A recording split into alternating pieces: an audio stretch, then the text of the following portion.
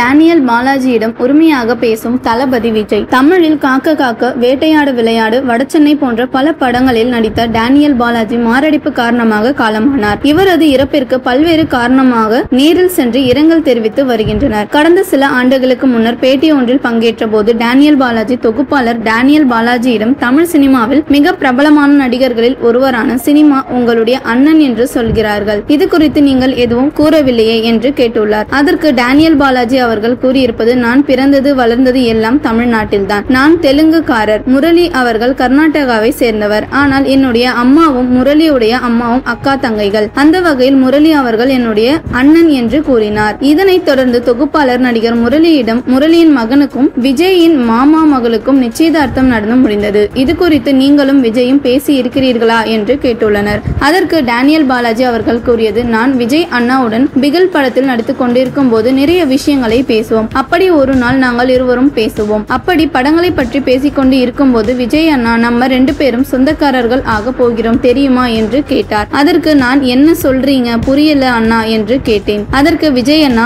ஆமாங்க, உங்க அண்ணன் முரளி பையனும் என் மாமா பொண்ணும் காதலிக்கின்றார்கள். அது வீட்டில் பேசி முடிவாகி இருக்கு என்று சொன்னார். உடனே முடிவாகி, அப்படியா அண்ணா, நல்ல விஷயம்தான் என்று சொன்னேன். பிறகு நிச்சயதார்த்த சமயத்தில் நான் வெப் சீரிஸ் ஷூட்டிங்காக வெளியே சென்று இருந்தேன். ஆனால் என்னால் வர முடியவில்லை போனதும் என்று கூறினார் டேனியல் பாலாஜி.